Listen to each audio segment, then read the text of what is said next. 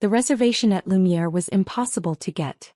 3-month waitlist, Michelin 2-star, the kind of place where celebrities ate in private dining rooms and tech CEOs proposed to supermodels. My brother Daniel had called in favors to secure a table for 8 on Dad's birthday. Only the best for the old man, Daniel said as we walked through the marble foyer.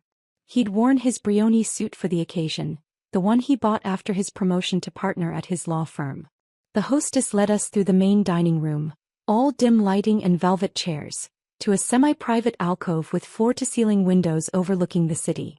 "This is gorgeous," my sister Isabel breathed. Her husband Marcus was already examining the wine list, his eyes widening at the prices. Dad took the head of the table, Mom beside him. Daniel and his wife Claire sat to Dad's right. Isabel and Marcus to his left. That left me at the far end, next to my cousin Nina, who'd been invited as a buffer. "Sophia." Dad called down the table. "You made it. We were worried you'd cancel again." "Wouldn't miss your birthday, Dad." "Well, glad your schedule could accommodate us. What is it you're doing these days?" "Still that online thing." "Digital marketing consulting," I said for the 100th time. Daniel snorted. "Social media posting. Very cutting edge." "It pays the bills," I said mildly. "Does it though?" Claire chimed in. "Because I saw your car in the parking garage. That Toyota must be, what, 10 years old?" 11. "Still runs great." Mom frowned. "Sweetheart, we could help you lease something newer. It's not safe driving around in that old thing." "I appreciate it, but I'm fine."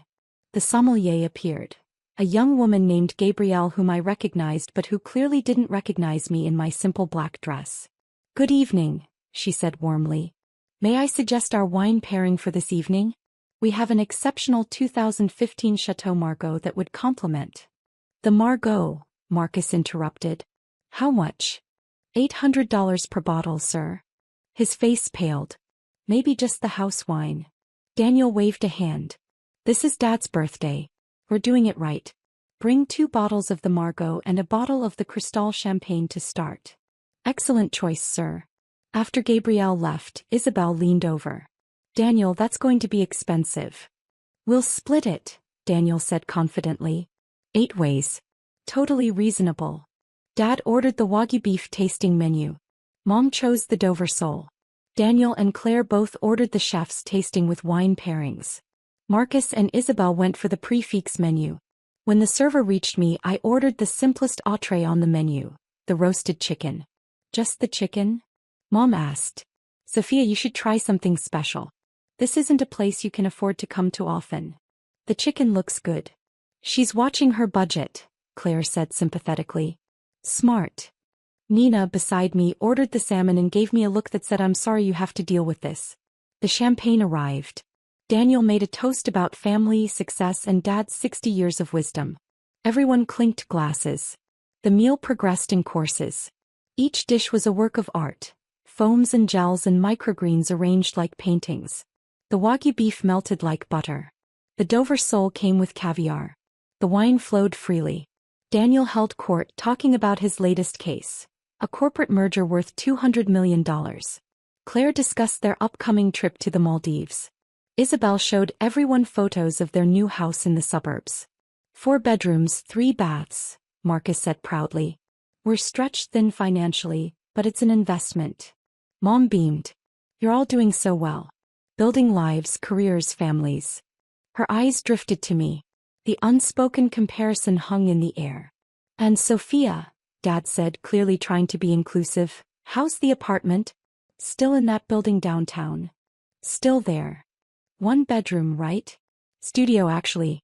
But it's got good light." Daniel's laugh was condescending. "A studio at 31. Sophia, maybe it's time to consider something more stable than freelancing." "I'm stable enough." "Are you?" "Because Claire's firm is hiring marketing coordinators. Entry level, but it's a foot in the door. Benefits, 401k, the works." "I'm good, thanks." "Pride won't pay for retirement," Dad said. "Daniel's just trying to help." The main courses arrived. My roasted chicken was perfectly cooked, simple and elegant. Around the table, everyone else's plates looked like abstract art installations. "This Wagyu is incredible," Dad announced. Probably the best steak I've ever had. $120 per portion, Daniel said. Worth every penny. Mom's Dover sole came with champagne beurre blanc. Claire's tasting menu included foie gras and truffle risotto. Even the side dishes, broccolini with almond butter, fingerling potatoes with caviar, were extravagant. Meanwhile, my roasted chicken sat modestly on its plate with roasted vegetables. Sophia's chicken looks nice, Isabel said, trying to be kind. It's delicious, I assured her. Dessert brought more champagne, a birthday cake the restaurant had prepared special, and a parade of petit fours and chocolate truffles. Finally the check arrived. Daniel picked it up, scanned it and whistled. Okay, we did some damage here. How much? Marcus asked nervously. $8,200. But that includes the tip. Daniel pulled out a calculator. Split 8 ways, that's $1,025 per person. Isabel choked on her water. Each. We ordered the good stuff, Daniel said unapologetically. This is what fine dining costs. Marcus looked sick. We didn't order the tasting menu. But you drank the wine, Claire pointed out. And had the champagne. We'll split it evenly, Dad declared. Fair is fair. Everyone contributes equally. Nina shifted uncomfortably. I only had the salmon and 1 glass of wine. Equal shares, Dad repeated firmly. That's how we do things in this family. No one gets special treatment. His eyes landed on me. That includes you, Sophia. I know money's tight, but you're part of this dinner. Everyone pays equal shares. I reached for my purse slowly. Equal shares. Got it. We can work out a payment plan if you need it, Daniel offered generously. I know $1,000 is probably tough on your budget. I'll manage. That's when Gabrielle the sommelier appeared at my elbow. She leaned in close, her voice barely a whisper. Ms. Laurent, I'm so sorry to interrupt, but your general manager needs you urgently. There's a situation with the kitchen staff. They don't realize your family is dining here tonight. Should we? She stopped, realizing the table had gone silent. Daniel's fork paused halfway to his mouth. Miss Laurent. Gabrielle's face went pale. I apologize. I shouldn't have. It's fine, Gabrielle, I said calmly. What does Antoine need? The new sous chef didn't recognize you. He's asking why there's no owner's flag on this table. And the kitchen is confused about whether to comp certain items or owner's flag. Mom's voice was faint. Gabrielle looked at me desperately. I gave her a small nod. Ms. Laurent owns Lumiere, she said quietly. Along with the entire Laurent restaurant group. I'm so sorry, I assumed you'd told your family. The silence was deafening. Daniel set down his fork very carefully. Sophia owns this restaurant? Not just this one, Gabrielle said, nervousness making her talkative. The whole group. Lumiere, Bistro Colette, Mère et Terra, the Garden Room, all 6 locations. 6 restaurants, Isabel whispered. Dad's face had gone red. Sophia. What is she talking about? I looked at Gabrielle. Tell Antoine everything's fine. No owner treatment needed. And please bring the check total, the actual total including what was comped. Yes, ma'am. She fled. 8 pairs of eyes stared at me. You own this place, Daniel said flatly. I do. The Michelin-starred restaurant where I called in favors to get a reservation. That would be the one. How? Claire's voice cracked. How could you possibly? I started with a food truck 9 years ago. Saved everything, reinvested profits, learned the business from the ground up. Opened my first bistro 5 years ago. Acquired Lumiere 3 years ago when the previous owner retired. Marcus was doing math on his phone. The Laurent Restaurant Group, I've heard of that. They did $23 million in revenue last year. $27 million, I corrected. We had a good fourth quarter. Mom's champagne glass slipped from her fingers, splashing onto the tablecloth. $27 million? In revenue, yes. Profit margins in fine dining are tight, but we do well. Nina started laughing. A shocked, delighted sound. This is amazing. Is it? Dad's voice was cold. You let us think you were struggling. Living in a studio apartment, driving an old car. I do live in a studio apartment. It's 1,800 square feet in the penthouse of a building I own, but technically it's one large room. And the Toyota is paid off and reliable. Why would I replace it? The budget comments, Isabel said weakly. We felt sorry for you. I know. Daniel's face was turning red. The job offer. Claire's firm. Entry-level marketing coordinator. Was genuinely kind, I said. Unnecessary but kind. You let me lecture you about financial stability while you own 6 restaurants? You seem to enjoy it. Gabrielle returned with a leather folder, setting it carefully in front of me. I opened it to show the table. The actual bill before comps. $12,400.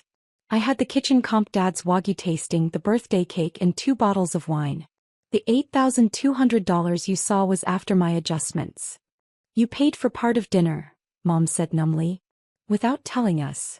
Would you have accepted it if I had? Silence. Exactly. You would have refused, insisted on paying your share, made it awkward. This way, everyone enjoyed their meal.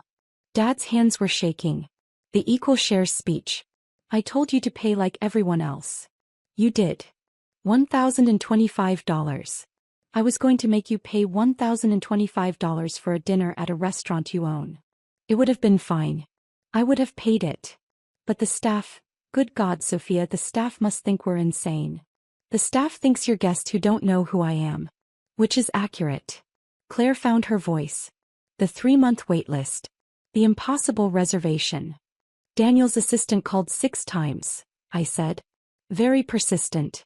I told my hostess to accommodate him. You knew we were coming? I knew someone named Daniel Laurent requested a table for his father's birthday. I assumed it was you. And you said nothing? I wanted to see how dinner would go. Nina was still grinning. Best birthday dinner ever. Is it? Dad's voice was harsh.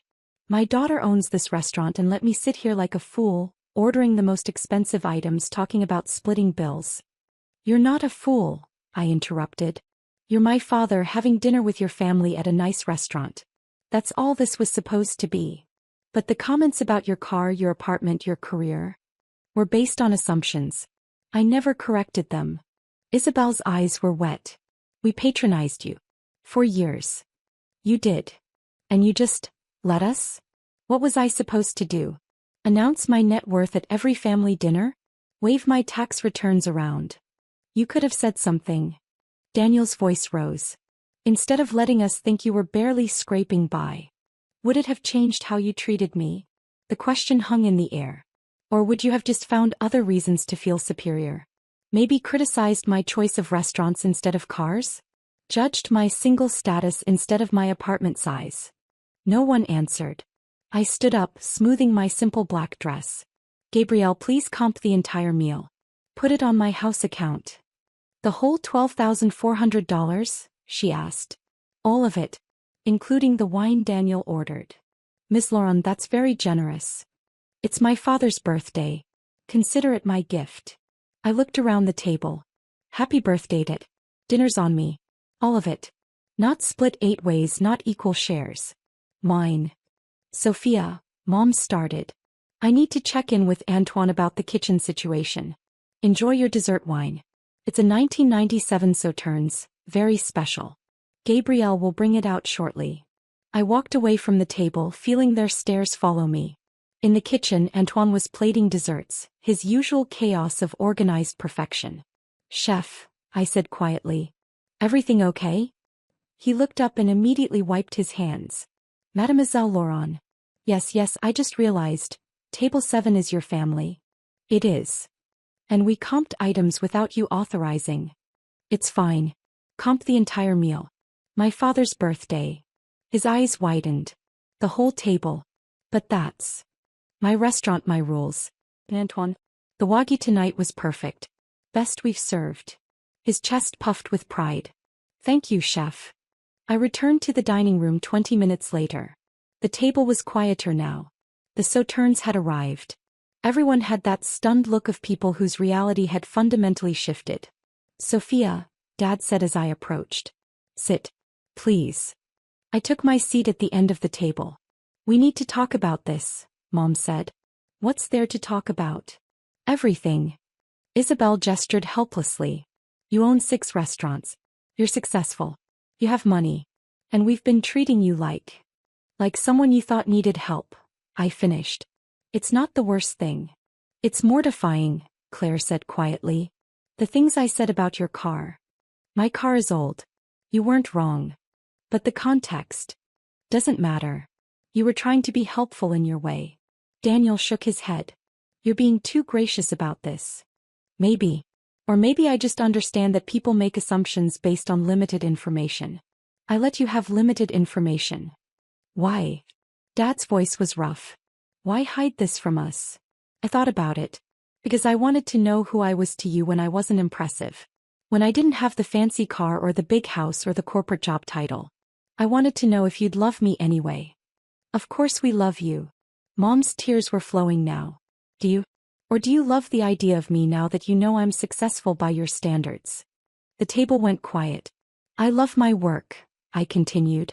I love building something from nothing, creating spaces where people celebrate life's important moments. I don't need a big house or a new car to validate that. I just needed to know that you could accept me without those things. And we failed, Isabel whispered. You didn't fail. You're just learning who I actually am instead of who you assumed I was. Nina raised her wine glass. To Sophia, owner of the best restaurants in the city and the most patient woman in this family. Slowly, others raised their glasses. Dad's hand shook slightly. To Sophia, he said quietly. I'm sorry for the equal shares speech. I'm sorry too, Daniel added. For everything. Me too, Claire whispered. Mom just cried. We finished the sauternes in relative silence. As we left, the staff lined up to thank Dad for coming. A courtesy they extended to all VIP tables, but one that took on new meaning given the circumstances. In the parking garage, Daniel walked me to my Toyota. Sophia, he stopped looking at the 11-year-old car. You really could afford any car in the world. I could. But you choose this. I choose this. He laughed weakly. You're either the most grounded person I know or completely insane. Maybe both. The Laurent Restaurant Group. You built that yourself. From a food truck, yes. I'm proud of you. I should have said that years ago, but I'm saying it now. Thanks, Daniel. And I'm sorry. For being a condescending ass. Apology accepted. I drove home to my studio apartment, the penthouse with the skyline view, and poured myself a glass of wine. My phone buzzed. A text from Dad. Asterisk, your mother wants to book the garden room for her birthday.